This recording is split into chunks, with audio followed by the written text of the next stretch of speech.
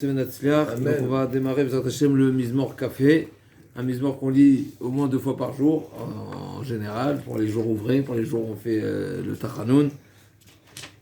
Et donc on a les David Elecha, Adonai Nafshi Esa.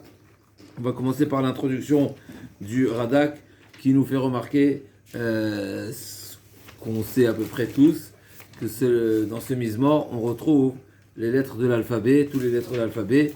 Alors tous, c'est justement la question qui va être soulevée, qui est la remarque plutôt, puisqu'il ne donne pas d'explication le Radak, mais il nous fait cette remarque qu'à 90% les psukim démarrent par les lettres de l'alphabet, n'est-ce pas, en commençant par le deuxième pasouk, Eloai Becha Batarti, mais on ne trouve pas la lettre bête. La lettre bête, elle n'est pas. Après le pasouk Gimel, c'est Gam Kol Kol Vecha. Et également la lettre Resh, on ne la trouve pas. Grave, c'est Kouf. La lettre Kouf Mechila, Chazak, vous avez raison, Chazak, c'est la lettre Resh, là, c'est la lettre Kouf que nous n'avons pas, mais Mechila.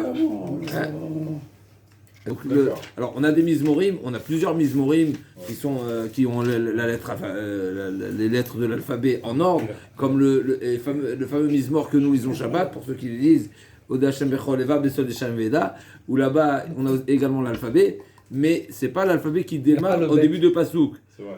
On y arrive tout de suite, on a dit c'est la remarque du Radak, le Radak nous fait la remarque, Mechila.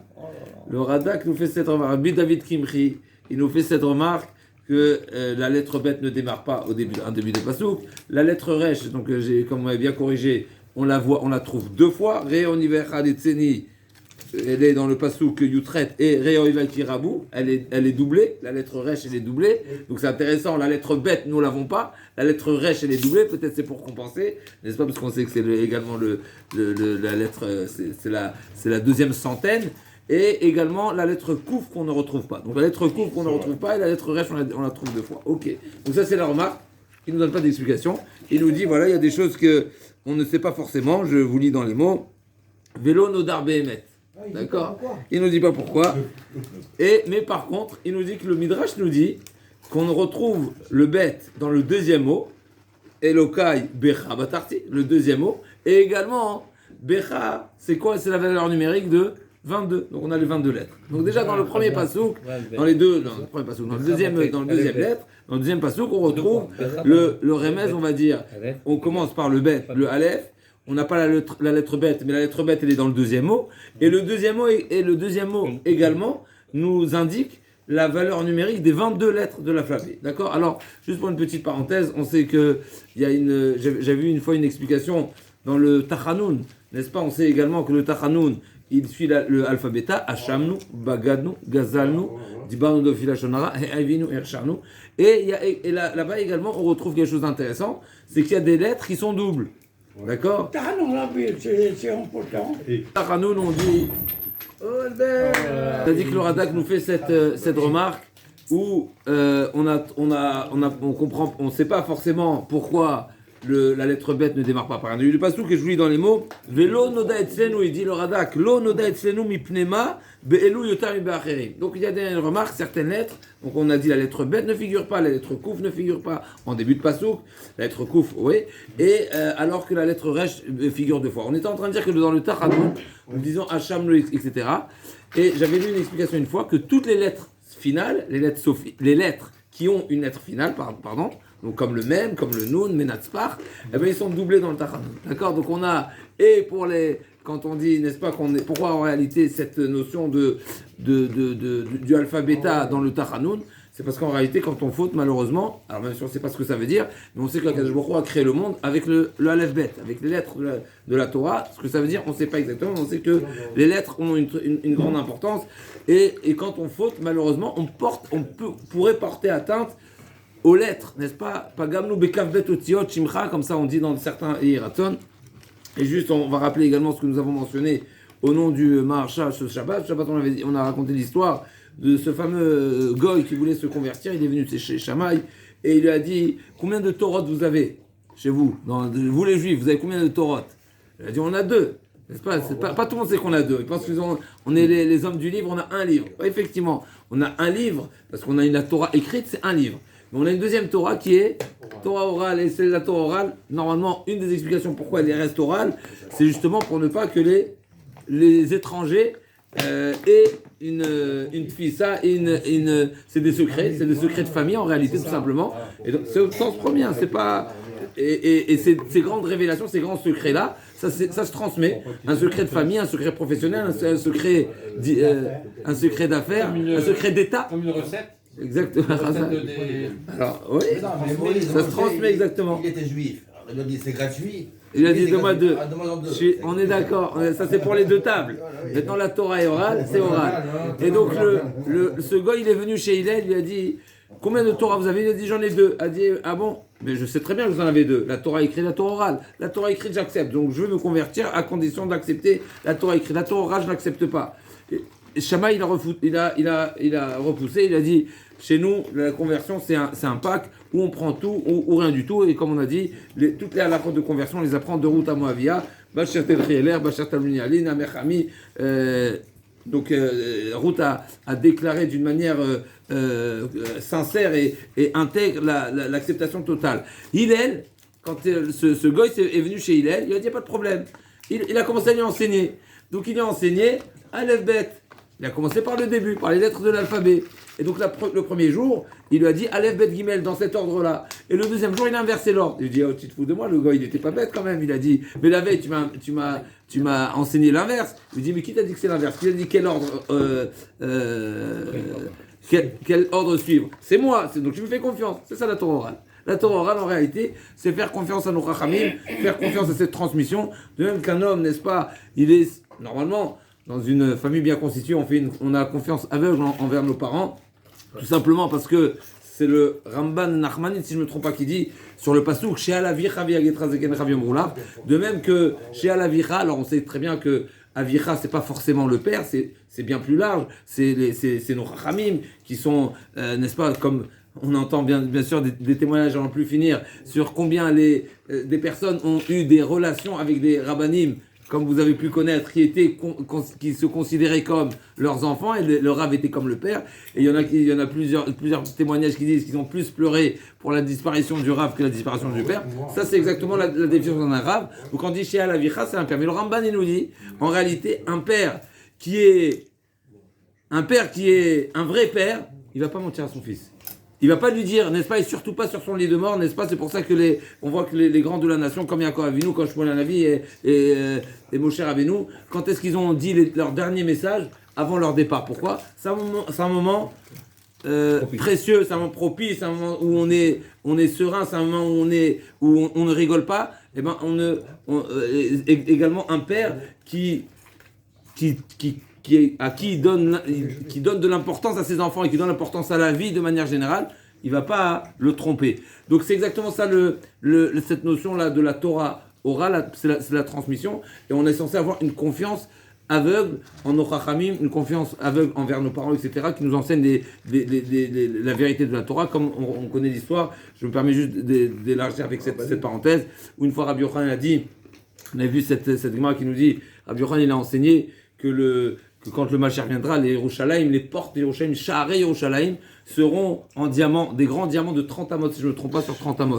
Et il y avait un Talmid qui a dit, quoi, est-ce possible? On ne trouve pas aujourd'hui 1, 2 carats, 3 carats, 4, et toi tu me parles de 30 amot, de quoi tu parles? Qu'est-ce qui s'est passé? Donc il a un petit peu retenu un petit peu son rire, pour ne pas dire, mais il était sceptique. Ce Talmid d'une fois, mais a priori, si je ne me trompe pas, il n'a pas réagi sur le mot. Ce Talmid un jour, il a pris le large, il était dans les mers, les océans, et il a eu une vision des anges qui taillaient des pierres, des grandes pierres précieuses énormes. Et là, il a demandé aux anges, donc il a eu un échange avec les anges. Il leur a dit, ces pierres, c'est pour où? Il me dit, pour Sha'arei Yerushalayim, c'est pour les portes de Yerushalayim. Quand il est revenu, il a dit à Rabbi Yochanan, alors, c'est un petit peu lié avec notre passage, parce qu'on va dire Sod Hashem Nireav. Les Chachamim, des fois, ils ont des révélations qui sont des sodotes. Alors, c'est pas, on va exposer un autre pshat ici. Le pshat qui est rapporté ici, il est différent, mais a priori, ça va dans cette ordre d'idée également. Il y a des révélations particulières, d'où Rabbi Yochanan, ces notions-là. Où il a trouvé ça, où il a vu ça. Donc, forcément, c'était une révélation. Et donc, ce Talmid, il l'a vu chez Rabbi Yochanan, il a dit, tu sais quoi, ce que tu as dit, je l'ai vu. Et là, Rabbi Yochanan a dit, quoi? Je comprends que si tu l'avais pas vu, tu n'aurais pas cru. Nathan Boena Venesa Galatsamot. Il a dit, ah bon, tu crois pas ce que je dis? Waouh. Et il en est mort immédiatement. Jusqu'à. Il faut prendre. Moi, je dis que, bien sûr, dans toutes les agathot de la Gemara, il y a des profondeurs, et c'est les sodotes, comme les Mefarshim disent, le Gon, etc. Ils disent que toutes les histoires de la Gemara, c'est les secrets de la Torah. Et bien sûr, il y a des niveaux d'explication, mais retenir le sens premier. L'enseignement de la Gemara, il est clair, simple, net et précis. Le Rav lui a dit, si tu n'avais pas vu, tu n'aurais pas cru, ça veut dire que tu n'as pas confiance en ton Rav, la mort. Et là, je me permets de préciser, on ne parle pas de n'importe quel élève. C'est un élève qui a pu voir les anges. C'est un élève qui a pu dialoguer avec les anges. Il lui a posé une question. C'est quelque chose d'extraordinaire. Donc c'est d'un très grand niveau. Et quand même, il faut comprendre son étonnement. Ok. Parce que si c'est un grand élève, donc naturellement il sait c'est qui son Rav. Et à nouveau, on sait les Rabbi Yochanan. C'est pas n'importe qui. Il savait que. Parce que c'est un grand élève qui, avec sa croyance, elle était. Elle était pas. Elle était pas si haute, elle était pas à 100%. Voilà. Et ben. Si il était peut-être petit, peut-être il s'est pas eu. T'as raison. Chazak. Et donc le devoir de Mouna, donc on a le devoir de croire et d'avoir cette confiance, encore une fois, en nos Chachamim. Et même si ça peut nous paraître, ça peut nous paraître étrange et énorme et exagéré, ce qu'ils nous disent, sachez qu'ils voient bien plus, sachons qu'ils voient bien plus loin que nous. Et encore une fois, vous savez quoi, même sur le plan, on va dire, cartésien, Rabbi Yochanan, il vient donner un enseignement qui paraît très étonnant, mais il te donne, non seulement il te dit un enseignement extraordinaire, mais il va jusqu'aux petites résolutions de la taille des pierres. Shloshim al shloshim. Mais si ce n'est une révélation, d'où il a sorti quoi? Il s'est réveillé un jour du pied gauche, il est venu au Beth Midrash, tu sais quoi? Il y aura 30 sur 30. Mais pour qui tu prends ton rang? Je comprends pas. Forcément, c'est une révélation. Forcément. Ah, ça nous dépasse. Ah, on voit pas de logique. Ah, c'est extraordinaire. C'est impensable. Bah, ok, alors. Avec nos petits yeux, avec notre ignorance, avec notre manque de connaissances, on sait pas. Rabbi Yochanan, il sait, il voit. D'accord? Donc il n'y a pas, même logiquement. Sa grandeur. Sa grandeur. Oui, mais d'où, forcément, je dis même sur un plan logique, quand on réfléchit un instant, quand il y a une personnalité où on redoute pas son niveau, n'est-ce pas? C'est ça. On sait que Rabbi Yochanan, c'est Rabbi Yochanan. Et il vient avec un enseignement qui nous paraît énorme. Mais je comprends pas. Tu penses que quoi? Qu'il se moque de toi? Non, et Lama. Donc on n'a pas le choix de croire et d'être confiant à 100% de ce qui nous... Chazak, depuis le départ, Chazak. Alors il nous dit, on va commencer... Donc on y va, on reprend les David Elecha Hachem Nafshi Essa. Nafshi Essa, alors c'est quoi le sens de Essa? Essa El Shamaim, il a dit, alors on l'a trouvé dans plusieurs formes, et le Radak va nous donner 3 explications. C'est quoi le sens de Nafshi Essa? Il nous dit comme ça, ou bien c'est Der Trina, c'est une manière de supplication, comme c'est marqué, Nissa Levavenu El Kapaim. Nissa Levavenu, donc c'est élever notre cœur, El Kapaim. Alors, je ne sais pas si c'est avec les mains qu'on lève le cœur ou c'est le cœur qui fait lever les mains. Mais en tout cas, on a trouvé ce verbe-là de Nessihout concernant la supplication. Deuxième. Quand on lève, on perd au ciel. Oui. Viesh Mefarshim, deuxième explication. Derech Mincha. Effectivement, donc c'est vers le haut, toujours vers le haut. C'est Nissa, élevé, c'est vers le haut. Deuxième explication, c'est Milachon, ça vient Milachon, une offrande, comme c'est marqué, Vaïssa Masot, Me'et Panav, Alehem. Donc ça c'est dans Yosef Hatzadik, où on a trouvé ce terme de Masot quand on parle d'une offrande. D'accord? Ça tourne. Non. Explication, on a dit, première explication, c'est Minachon, Trina, supplication. Deuxième explication, Minachon, Mincha, comme a été de Masot. Troisième explication, Ve'ela vunoset nafsho. Donc c'est une manière de dire, de même que Ela vunoset nafsho, c'est dans la Torah, c'est marqué au sujet de l'ouvrier, auquel il faut être bienveillant, de payer son salaire à son jour. Pourquoi? Et là, il attend son salaire avec impatience. C'est sa source, c'est ses ressources, c'est vital pour lui. Donc il a une comme Kavé la chaîne. C'est une comment on dit en français? Une espérance, Razaken, une espérance. Donc à Kavé Toufra Vechazecha. Donc c'est ça, Nafshi et ça, Lachem. les David Hachem, nafsi. Les David, Elecha Hachem, envers toi, nafshi et ça. Troisième explication, donc c'est une espérance. Alors, il commande, donc ça c'est l'introduction. Elohai Becha Batarti, Alevosha, Alialtsu Oivaili. Donc Hachem, j'ai confiance en toi, ma confiance est en toi. Alevosha, si on traduit littéralement, donc je ne serai pas honteux. Alialtsu Oivaili, donc mes ennemis ne se réjouiront pas de ma défaite. Alors il dit ici à ce sujet-là, le Malbim, il dit comme ça. Elecha Hashem Nafshi Esa, pour reprendre, Elecha Hashem Nafshi Esa, il donne l'exemple, le Malbim, du tireur, du tireur qui vise ses flèches, donc il se crée des objectifs, n'est-ce pas? Un objectif, une cible pour atteindre, pour aviser.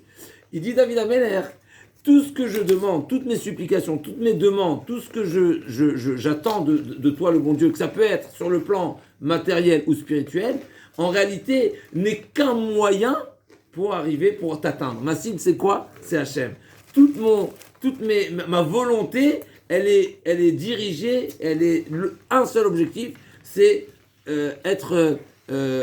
comprendre Hachem, comme on va voir, etc. C'est comprendre Hachem, c'est avoir des révélations, avoir des compréhensions, avoir une aide, comme un enfant, comme on va voir tout de suite, où David Ameller demande que Akash Baruch Hu lui fasse du pas à pas, il le conduise, il le tient par la main pour ne pas trébucher.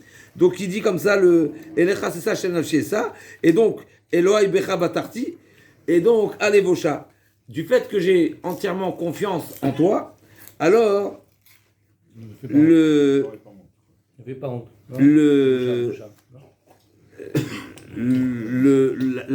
but de ma demande, c'est seulement un moyen d'arriver au bitachon.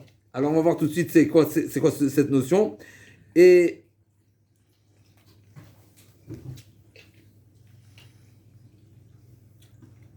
pourquoi? Parce qu'en réalité, ça veut dire quoi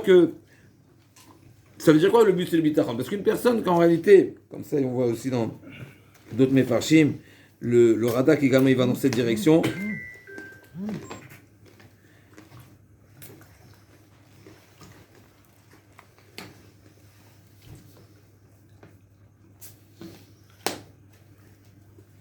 Le Radak il ajoute pour compléter, d'après moi c'est un complément au Malbim. Il dit le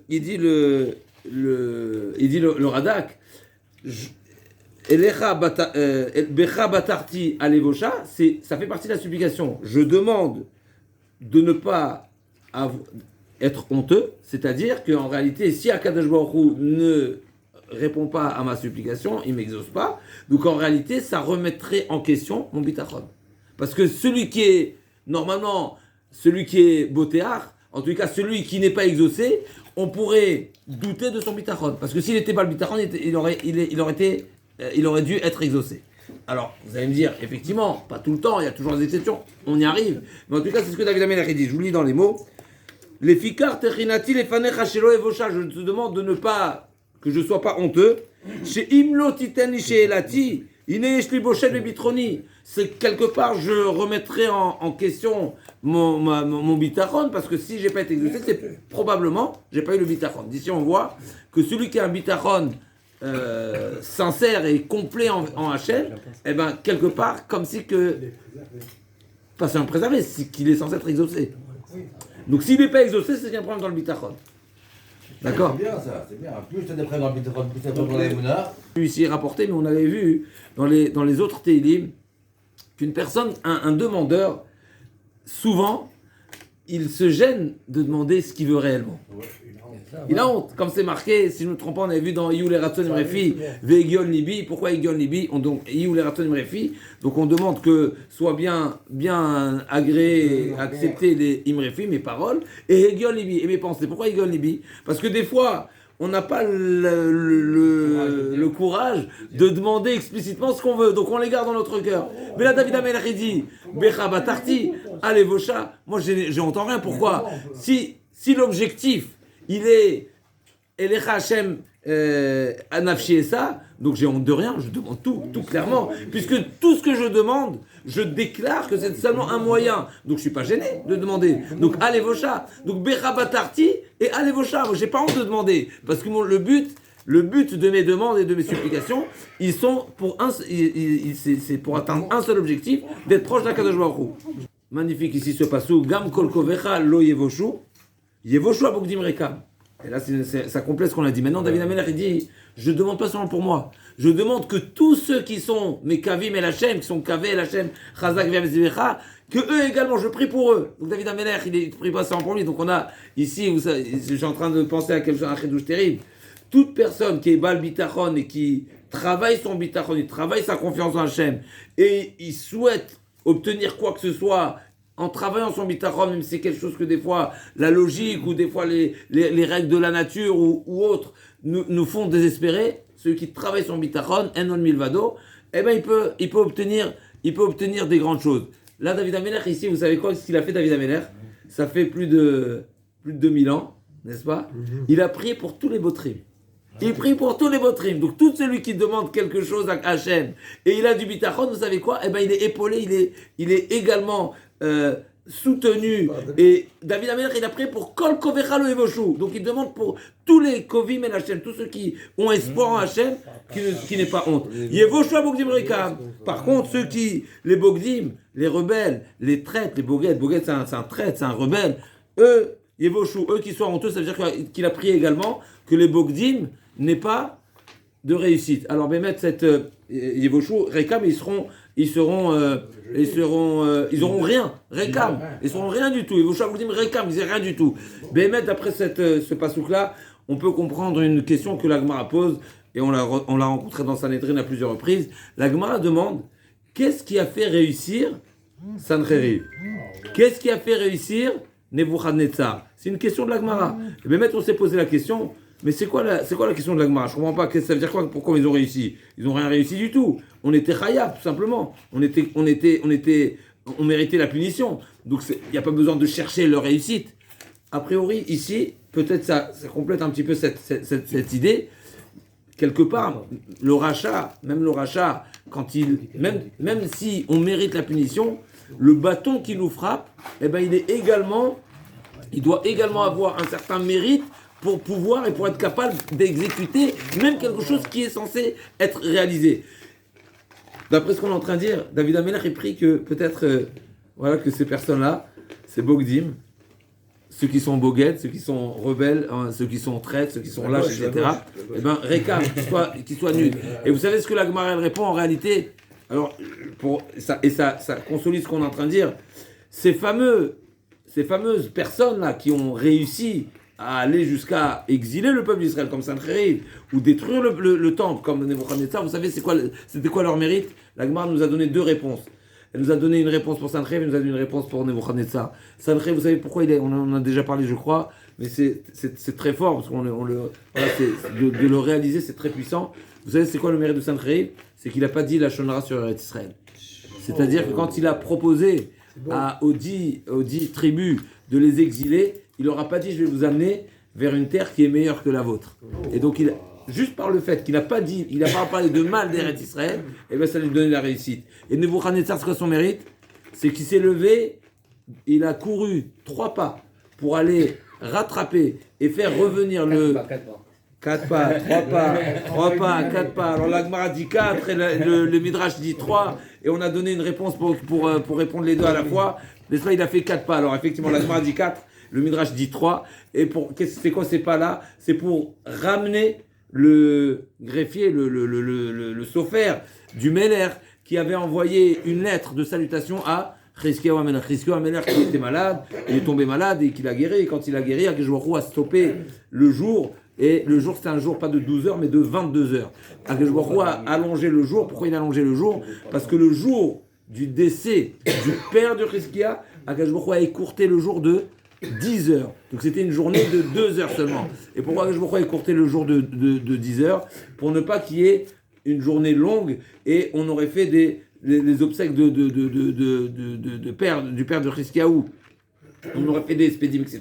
Et il ne méritait pas. Donc Akadosh Baruch Hu, il a Akjouch, il a écourté le jour. Quand est-ce qu'il a été rendu ce jour-là? Le jour où il a guéri Chizkiyahu HaMelech. Et donc, n'est-ce pas, Baldan, comment il s'appelle? Verodach Baladan. D'accord, il a demandé qu'est-ce qui se passe ici? C'est quoi l'explication? C'est quoi le sens de cette journée interminable? Il dit c'est quoi? Parce qu'aujourd'hui il y a quelque chose de très grand qui s'est passé. Chizkiyahu HaMelech a guéri. Il dit ah bon? Chizkiyahu HaMelech a guéri et il mérite des miracles hors nature comme ça. Eh bien, il lui envoie une lettre de salutation et dans sa lettre de salutation il a fait écrire Shalom à Chizkiyahu, Shalom à Yerushalayim et Shalom au bon Dieu. Et donc, Nebuchadnezzar, il a dit, c'est pas comme ça qu'on écrit. D'abord, Shalom au bon Dieu, Yerushalayim et Chizkiyahu en troisième. Et donc, il a couru derrière le chaliar. Et il est parti le rattraper pour dire non, on va corriger, on va modifier l'introduction de ce document. Et il a fait 4 pas. Alors, on a dit un chidouche, 4 pas ou 3 pas. En réalité, il y a une explication, si je ne me trompe pas, du marchand qui dit, effectivement, il a fait 4 pas, mais le 4e pas, il a été stoppé.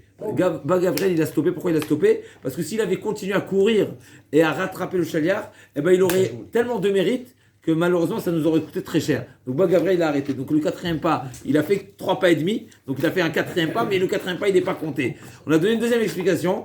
C'est qu'en réalité, le mérite de Nebuchadnezzar, c'est seulement sur les pas. On s'est posé la question, je ne comprends pas. Avant de parler des pas qu'il a fait pour aller le rattraper, mais parle-moi de cette initiative de corriger, admettons qu'il n'y avait pas de pas à faire, ouais.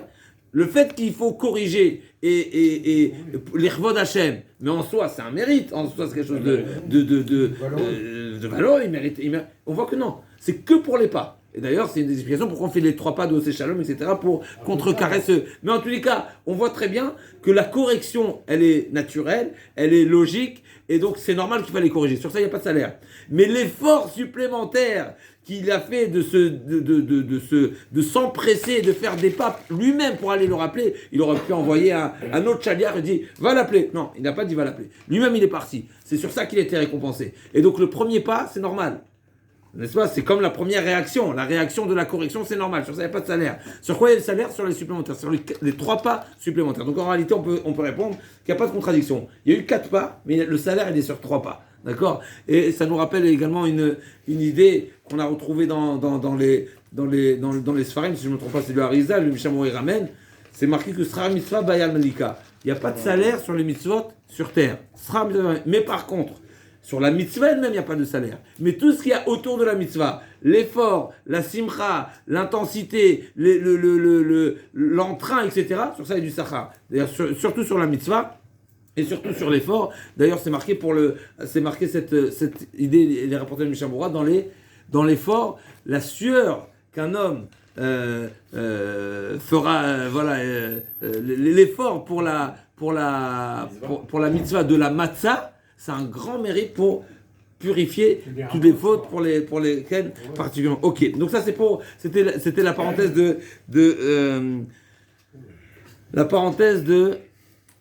pourquoi on a amené cette parenthèse là? Rappelez-moi. Razak, c'est exactement ce qu'on a dit. On a dit que pour les Rechaïm, on voit que la Gemara a posé la question. Donc on a dit David Ameler, il a prié pour tous les Botrim et il a également, Razak, merci.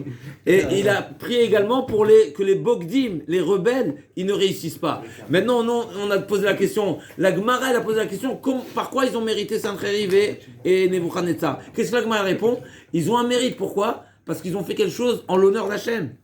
Et donc quelque part, même si c'est des Rechaïm, on ne cherche pas à les défendre, c'est pas ça l'idée. Mais ils ont fait une bonne action qui leur a permis la réussite. Parce que si c'est des Bogdim, si c'est des rebelles, un rachat qui n'a aucun mérite, ils n'auraient rien, ils seraient rikam. Même si on mérite la punition, ils n'auraient pas été les shlichim, ils n'auraient pas été les envoyés pour nous appliquer là. Et peut-être, encore une fois, c'est grâce à David Ameler qui a dit le Boged, le rebelle, rien du tout, rikam, zéro, nada, d'accord?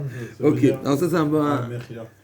Chidouche où David Ameler prie pour Gam Kol Kovecha. Il avait mettre un chidouche, encore une fois, qu'on n'a pas vu en tout cas jusqu'à présent. Ce pasouk là, Gam Kol Kovecha, Lo Yevoshu, Yevoshu Avugdim Rekam, c'est une prière pour général. Donc il faut se dire, c'est quelque chose qui renforce. Comme on a commencé tout à l'heure, il faut dire merci à David Ameler. David Ameler a prié pour tous les botrim, c'est quelque chose d'extraordinaire. Derachecha, c'est quoi la demande qu'est-ce qu'il demande à Kadosh Baruch Hu? Derachecha Hashem odieni ochotecha la Médine. Alors pour entrer dans l'étymologie et le sens, vraiment, souvent, il y a des idées qui se répètent, mais il y a des nuances. Ici, c'est marqué Derachecha, donc c'est les chemins. Hashem odieni, fais-moi savoir. Et ochotecha la Médini. C'est quoi la différence entre les Derachim, les Drachim et les Ochot? Les Drachim, c'est les grands chemins, les grandes voies, les voies larges et qui sont les autoroutes qui sont habituellement larges déjà, ils sont droites. Il n'y a pas vraiment lieu de se tromper, de trébucher. Alors que les Ochot à Kalatot, c'est marqué. Les Ochot, des fois, c'est des sentiers, c'est des petites ruelles, et des fois, c'est serpenteux, etc. Alors là aussi, donc, David Ameler, il demande, ça vient graduellement, n'est-ce pas? Ça vient en étapes. Déjà, les grands axes, il faut les connaître, même si ça peut des fois paraître évident, mais également, je demande également les sentiers. Alors ici, il y a une belle explication. Ça fait allusion à quoi? Les grands chemins et les sentiers. Il y a les drachim d'Hachem, c'est la manière où Akash Baruch Hu manique son monde. Donc il a des règles qui sont de diriger le monde. Et Anagot, Akash Baruch Hu se manifeste et dirige ce monde d'une manière. Généralement, il y a les grands axes, les grandes règles, habituellement, et il y a les orachot qui sont les exceptions. Les exceptions, n'est-ce pas, où ils sont. Donc ça, c'est déjà une première explication. Mais il y a également une autre explication, et là on retrouve dans la différence entre Hodiani et la Médénie.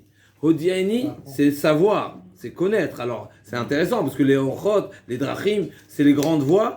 Fais-les-moi savoir. Et les Orchot, donc c'est la Médénie. La Médénie, c'est déjà enseigne-moi. Et là sur ça, à ce sujet-là, il dit le Radak. À l'image d'un père qui tient la main de son enfant, comme on disait tout à l'heure, et qui fait du pas à pas. La Médini, je vous lis, Hadricheni bamitecha ve la Médini, c'est la suite également du pasouk. Hadricheni, un madrich, c'est quelqu'un qui.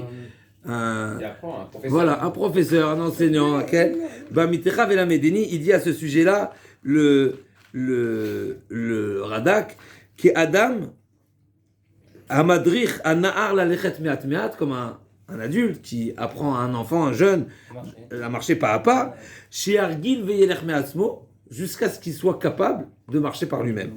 Et c'est ça, la Médénie, Milachon, Limoud. C'est quoi Limoud? Limoud, c'est un enseignement, mais c'est également une habitude.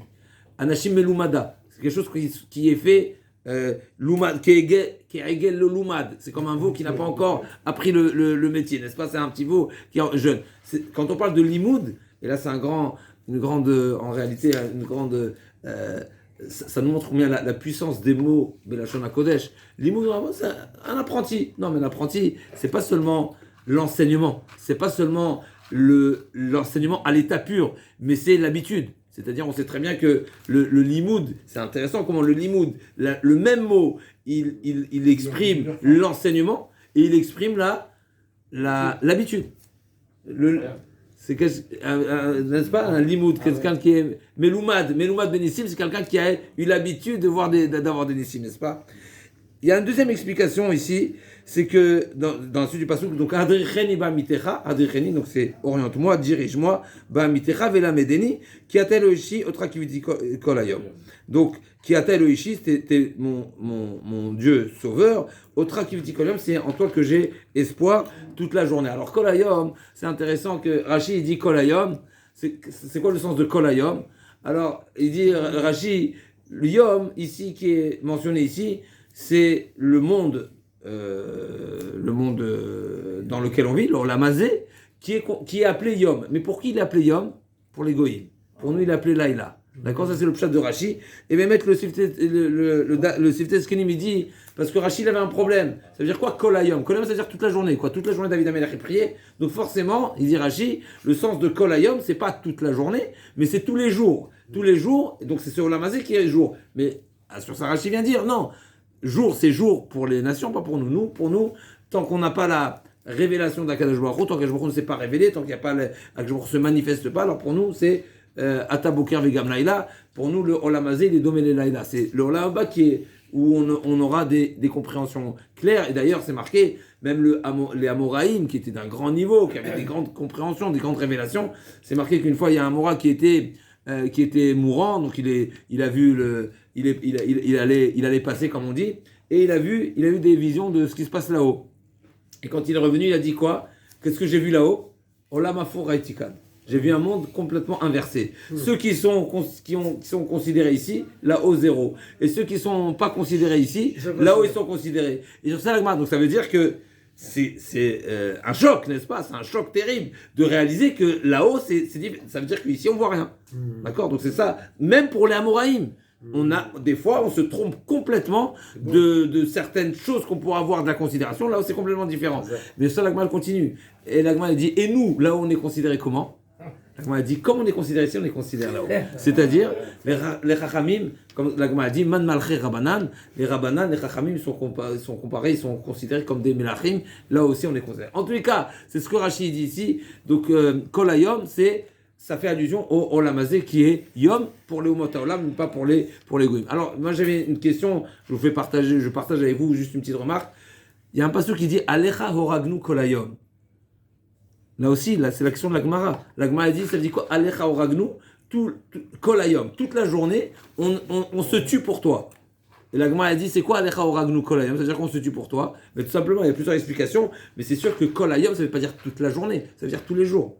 D'accord? Donc c'est la question qui est posée ici par le Sifte Zekenim. A priori, c'est une question de la Gemara. Et la Gemara a répondu à ça. Au Ragnou, c'est pas Kol Hayom, c'est pas forcément toute la journée, mais c'est tous les jours. C'est-à-dire c'est continu. Et sur ça, la Gemara dit, si je me trompe pas, sur ça, elle répond deux choses, la Gemara. Si je me trompe pas, mais ça vérifié, comme ça de mémoire, ça fait allusion au Kriyat Shema, qu'on dit le matin et le soir. Et pourquoi ça veut dire qu'on se tue pour Hachem?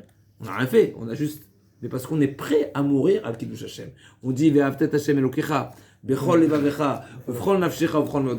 On déclare que l'amour que nous avons envers Hachem dépasse toutes les valeurs qu'on peut avoir de ce monde-là. Ça veut dire qu'on est prêt à mourir. Et c'est ce qu'il faut penser quand on fait le Kriyat Shema. Même si il faut se laisser tuer et ne pas transgresser, on est capable. Et cette déclaration-là. Je veux nuancer, c'est un peu dangereux tout ça. Et le rabbin me parle beaucoup de ça dans les grottes des Hautes. Kol mitzvot shebat Torah, je suis d'accord avec toi. Pour te soigner, il faut transgresser, Tu as raison. Kol mitzvot shebat Torah, eh bien, Yomarlo, Avor va aller à règle. Il va transgresser, il ne va pas se faire tuer. Pourquoi c'est marqué? Comment c'est marqué dans le passou? Regarde les cas. Comment c'est marqué? D'où on apprend? Non, c'est marqué. Si c'est Béchat Hashmal, ils veulent être ouverts et tu veux pas. Khazak, il a fait mal. D'où nous apprenons que le plus important c'est de vivre. Vachai Baem, la Torah dit. Vachai Baem, à l'exception des Sarah Mitzvot. Mais on dit Bechol Nafshecha, Afilou Notelet Nafshecha. Deuxième explication dans la Gemara, si je ne me trompe pas, mais ça vérifié, mais comme ça de mémoire. Alecha Oragnu Kolem, la Gemara dit, c'est les Chachamim, les Talmidei Chachamim, que quand ils étudient, ils sont marrés Siman Shrita sur eux-mêmes. Ils montrent comment faire la Chazak. Alors c'est des choses qu'on ne fait pas. Belimoud, on a le droit. Mais Alecha Oragnu Kolem, c'est qu'on est prêt même à faire des. Dans l'étude de la Torah, dans l'étude Beth Midrash, ils montraient sur eux-mêmes les simanim de la Shrita. Et ils avaient pas. C'est ça, si je me trompe pas. En tout cas, c'est la parenthèse. Donc, on revient à Adrichel Bamitecha. Il dit. Chazak. Il nous dit le Malbima Adrichel Bamitecha, il nous dit savoir, connaître Hachem, comprendre Hachem. Ça, il y a deux, on va dire, il y a deux grands domaines de connaissance et de compréhension d'Hachem. Il y a ce qu'on appelle le Cheleka Sikhli, qui est le Cheleka Maasi. Sikhli, c'est ce qui est cartésien, qui est compréhensible, qui est normalement lié avec de la pratique. C'est le Cheleka Maasi. Donc toute la Torah, quand on parle de la Torah de manière générale, en général, quand on parle de la Torah, c'est la Torah qui impose l'homme à avoir un comportement qui est technique, qui est mécanique, qui est actif, qui est physique, qui est... D'accord? Ça reste... Et il y a la deuxième partie, qui est le Chelek Ayuni, c'est la partie, on va dire, plus intellectuelle, qui est dématérialisée, qui n'est pas liée avec le matériel, qui n'est pas liée avec l'action. Et ça, en général, c'est plus, et avec un complément, si je ne me trompe pas, du Radak, qui est plus dans le domaine philosophique des compréhensions qui sont dématérialisé. Comme on sait bien qu'il y a des niveaux de ce qui est le comprendre Hachem, etc. C'est pas forcément, bien sûr, indirectement, il y a des conséquences ensuite. Ça a des conséquences sur les actions, mais les notions, elles sont complètement spirituelles, elles sont complètement hors la nature. C'est ça les deux notions qui dit Adricheni Bamitecha Velamedeni. Donc dans quoi il a rentré ça dans les mots Mechila? Mechila, donc a priori, il y a le Hodi'eni Ochotecha, il y a Derachecha Hashem Hodi'eni Ochotecha Lamedeni. Ça c'est a priori c'est la partie active, la partie sikhli qui est dans le maasé, et Adricheni Ba'amitecha Velamedeni c'est un niveau déjà qui est plus ayuni, qui est plus dans l'approfondissement, qui est plus dans le dématériel, qui est plus spirituel. Est-ce qu'on est bon? On continue ou ça y est, on a dit dans le Rada qu'on a oublié de mentionner la lettre Vav également qui ne figure pas dans un début de Passouk. Hadrichet Vamitecha, et certains disent Vela Medeni, c'est là-bas la lettre Vav. Et là, David Amelech, il dit Zecho Achamecha Adonai Vachazedecha Ki Meolamema. Qu'est-ce qu'il dit ici, David Amelech? David Amelech, il reconnaît que malheureusement, l'homme, à ses débuts, Adam, comme ça, l'homme n'a été créé et n'a vécu et n'a été gâté et choyé que par Chesed Rachamim. Pourquoi? Parce qu'on n'était pas conscient à ce moment-là. Comme ça, il dit on ne servait pas encore à Kadosh Baruch Hu, donc on n'avait pas la reconnaissance. Vekol atov sheishpia Hashem al adam bereshit yitzirato aya chesed chinam. Donc là, on vient de dire, David Amelech, il dit, tu sais quoi, je suis botéar b'Hashem, donc si je suis botéar, je mérite, comme on l'a dit tout à l'heure dans le Moussar. David Amelech, il dit, moi je suis naki, donc comment c'est marqué dans le Mizmor Yutred, n'est-ce pas, il a demandé à Igmeleni Adonai Ketzidki Kevoyadi Yashivli. Il demande à David Amelech, écoutez la puissance de David Amelech, il dit, je suis méritant, tu dois me donner. Comme ça, il dit David Amelech, et ça on a dit, il dit le Messiah Tisharim, à quoi ça fait allusion? David Amelech qui avait cette Kevor Yada, il était tellement, il œuvrait, il avait une démarche de Nekiyut, c'est-à-dire qu'il ne se contentait pas seulement d'accomplir et de respecter les choses qu'on connaît déjà, qui sont déjà connues, mais il allait chercher et s'assurer que son action elle est toujours pure et propre et irréprochable. Cette démarche-là de faire au-delà, c'est une démarche intellectuelle continue, de s'assurer qu'on est toujours dans la perfection et ça demande, ça mérite un salaire, une récompense, et c'est pour ça que David Amelech a dit, c'est pour ça, Erdof Oiva Vasigem, c'était le moussard de tout à l'heure. Donc ça c'est beau quand on est Baal Bitachon. Donc quand on a mûri, on a compris, on est arrivé Baal Bitachon. Donc on mérite. Mais ça veut dire que David Amelech a dit. Méritez quoi? Une récompense. Erdof Oiva Vasigem, il a dit David Amelech. Je mérite de sortir en guerre et de remporter des victoires. Pourquoi? Parce que je suis naki avec toi. Neki Kapayum Var Levav. Donc ça veut dire qu'en fait la récompense qu'il demande, c'est ici. Ici, Chazak, a fait mode. Également, Chazak, c'est une bonne remarque, mais en tous les cas, c'est ce qu'on a dit tout à l'heure dans le Moussar. Et donc la Nekiut, ça permet à l'homme, et ça le Bitachon, en réalité, c'est quelque part, c'est comme une manette, comme si c'était mécanique comme phénomène. Il y a du Bitachon, il y a de la réponse. Il y a de la Nekiut, il y a de la réponse. Et donc David Amelech, il dit, mais si c'est comme ça, eh ben,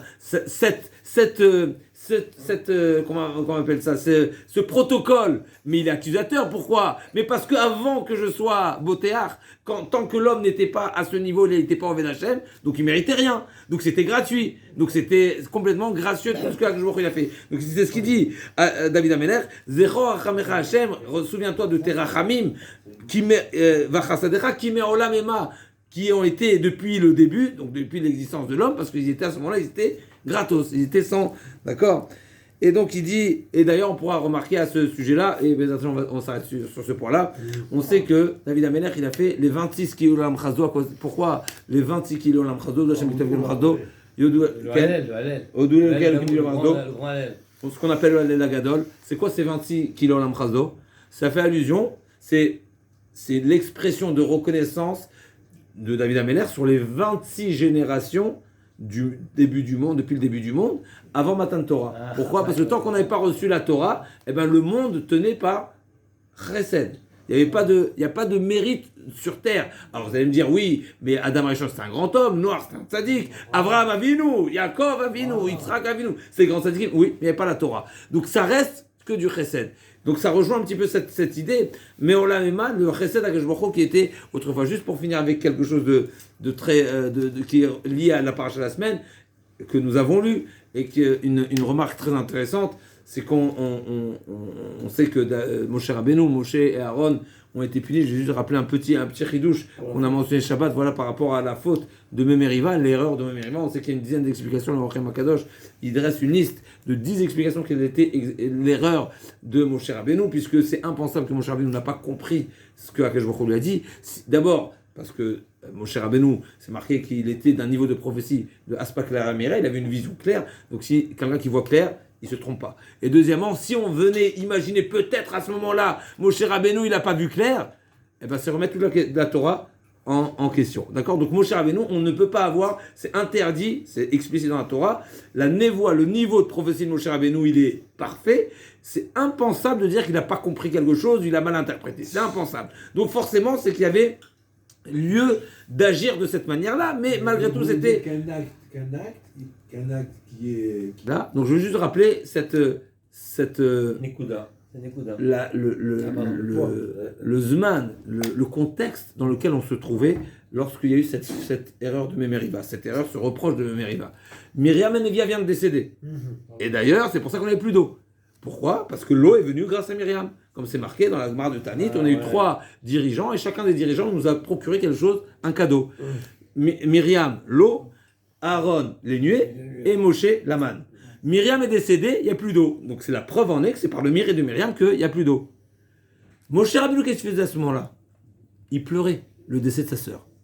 Et sur ça, le Midrash, il dit, Hachem a dit à Moshe Rabbeinu et à Aaron, qu'est-ce que vous pleurez? À Moshe plutôt, qu'est-ce que tu pleures le décès de ta sœur? Regarde, le peuple n'a pas d'eau. Et une des explications, c'est ça le reproche, pourquoi tu n'as pas pris pitié du peuple? Et là, que je vous dis, il va parler devant le Séla. C'est quoi va parler devant le Séla? C'est marqué là-bas, dans le Midrash, Perek Echad. C'est pas parler au Séla, dire au Séla, on s'adresse pas au Séla, le Séla c'est un domaine, il est... C'est-à-dire justement, Rakshnia, le Séla, il n'entend pas, il comprend pas. Tu parles pas au Séla, tu parles devant le Séla. À qui tu t'adresses? Au peuple d'Israël. Qu'est-ce que tu aurais dû lui dire? Qu'est-ce que tu aurais dû dire? Perek Echad. Tu aurais dû parler de quelque chose. Parler de quoi? C'est pas marqué. Ce que je propose ici, c'est qu'il y a ici un reproche terrible, où peut-être Moshe Rabbeinu, c'est pour ça que Moshe Rabbeinu s'est mis en colère. Le peuple d'Israël n'a pas d'eau. C'est clair. C'est difficile, oui. Il fait chaud, oui. Il y a des enfants, oui. Il y a du bétail, oui. Mais Myriam Anevia vient de décéder. Tu viens de comprendre, a priori, seulement à ce moment-là, que pendant 40 ans, tu as eu de l'eau grâce à Myriam. Est-ce que tu as pris le recul de réaliser la grandeur de Myriam Anevia? C'est ça le reproche. A priori, peut-être, en tout cas, peut-être. Ce que Moshe Rabbeinu faisait à ce moment-là, c'est-à-dire qu'il pleurait sa sœur. Quand si Moshe Rabbeinu pleure, il ne pleure pas comme nous, n'est-ce pas? C'est qu'il a pleuré quelque chose qui nous a quittés. Et les Mefarshim disent, comment ça se fait que le puits a quitté au décès de Myriam? Parce que c'était par le mérite de Myriam. Mais c'est marqué qu'après le puits, il est revenu par le mérite de Moshe. Alors pourquoi il a quitté? S'il y a Moshe, donc il devrait ne pas partir le puits.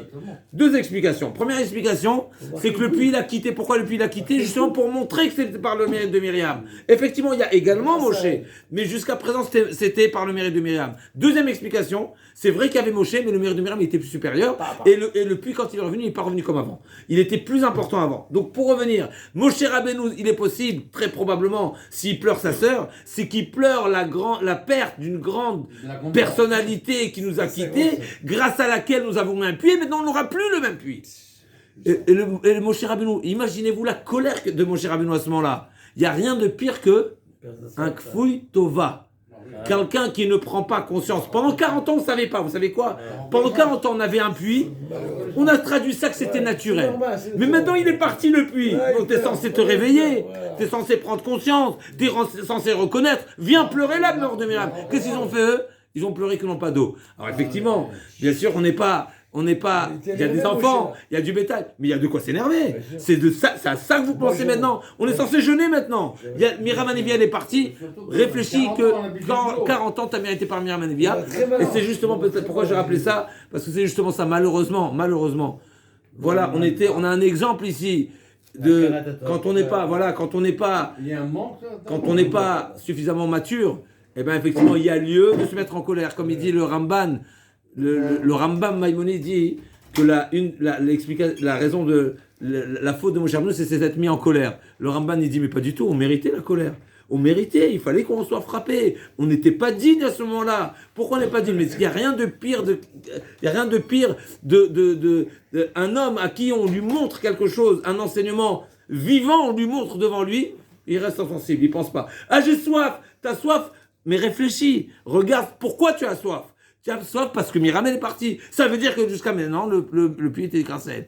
Ce manque de réflexion-là, c'est ça ce qui méritait qu'on soit. Mais c'est justement, pourquoi j'ai ramené ça, justement, on était en train de dire que David Améler dit des fois, malheureusement, on est inconscient. Des fois, on ne prend pas suffisamment le recul. Des fois, on ne réalise pas combien la bonté d'Akadosh Baruch Hu. Mais au moins, les moments où on a la possibilité de prendre conscience, comme ces moments-là où il y a la disparition d'un proche, la disparition d'un grand, arrêtons-nous un instant. Alors c'est sûr, il y a le chagrin, il y a la peine et la tristesse qui est sur un plan. D'ailleurs, on ne sait même pas pourquoi. Des fois, on pleure, on ne sait même pas pourquoi. Des fois, comme ça, on se réveille le matin, on pleure, on n'est pas bien, on ne sait même pas pourquoi. Forcément, c'est qu'il y a quelque chose qui vient d'une autre dimension. On ne sait même pas le mettre sur des mots, n'est-ce pas? Il y a des choses qu'on ressent, on ne sait pas le mettre sur des mots. Mais alors réfléchis. C'est quoi? Assis-toi, pleure. T'as mal, tu pleures, c'est pas l'expliquer.